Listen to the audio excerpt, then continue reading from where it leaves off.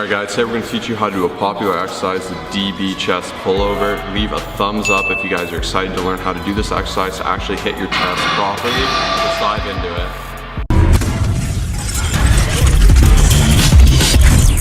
Alright guys, so a common video and question about this is this an exercise for the chest or back? Primarily I use this as a chest exercise. Lats will be a good accessory mover here. They're going to get a good stretch. You're not so much going to be working your lats as much as you would with a lat pull down or a cable row. They're just kind of stretching and they're there to assist this weight.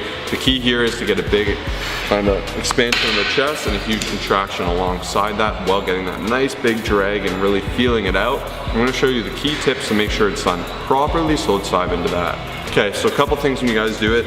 I like to do a triangle grip to grab the dumbbell on the head of the dumbbell. Usually the starting position will look something like this. So you're gonna lift it up, kick it back to your chest, grab the top like this, and push upward. From here, you wanna extend nice and far back while being in control. You can see here to about here is a good point, and you're only coming up to this point. The reason for this is here my chest is still engaged. Here I'm taking all the tension off. Being put onto my elbow, my arms in a straight line and supporting it. It's not so much on my chest. Whereas if you drag from here to here and you squeeze that chest, at this point is when you should be squeezing your chest together. Really use your shoulders to push that chest together. You get a nice contraction. So nice and low, squeeze your chest together. Nice and low, squeeze that chest. Don't come too far. So your range of motion is literally this. From here, full extension, to full contraction.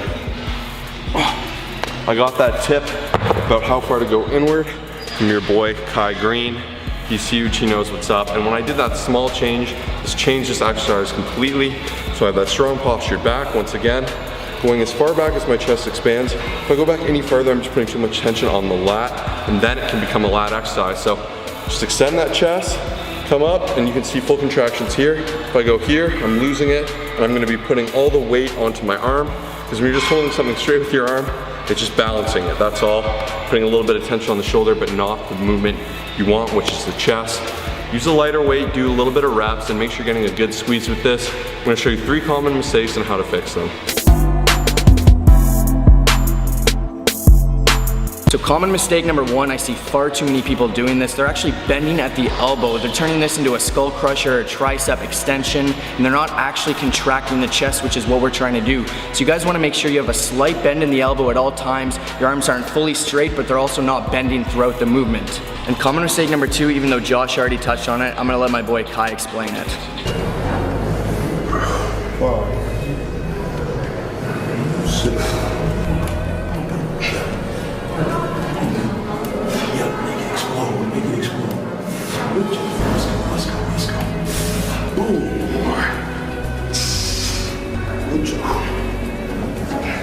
So as you guys saw with Kai Green, he was correcting Jeff's side there because Jeff wanted to do this natural pull forward to here and get that balance. Kai said just get that contraction and get out. So you can see he was getting that squeeze and he said get back at it. A lot of people use this standard position here, whether it's a skull crusher, a dumbbell pullover, to rest, kind of take a nap in between sets. Whereas you want to stretch out, get that full contraction, which may be here for you. And sometimes there are deviants to the rule. It may be forward, so it might be here. That's fine. Wherever it is, hit it and get out. Don't do that little bit of rest and straightening of that arm is mistake number 2. Keep the tension on the muscle at all times. Alright guys, number 3, your last mistake of the day, and this is a big one. It's going too far back. So less is more sometimes, guys. You don't always have to do these crazy ranges of motion. You just need a full range of motion.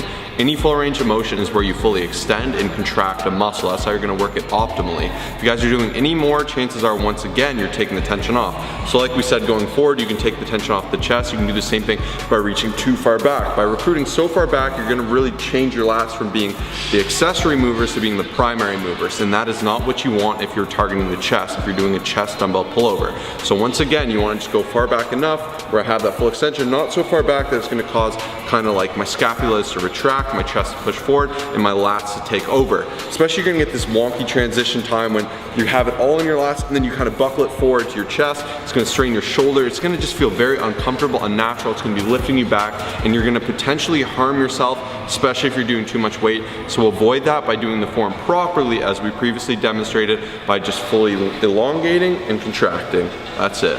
Thank you so much for checking this out and enjoying kind of learning another form video with us.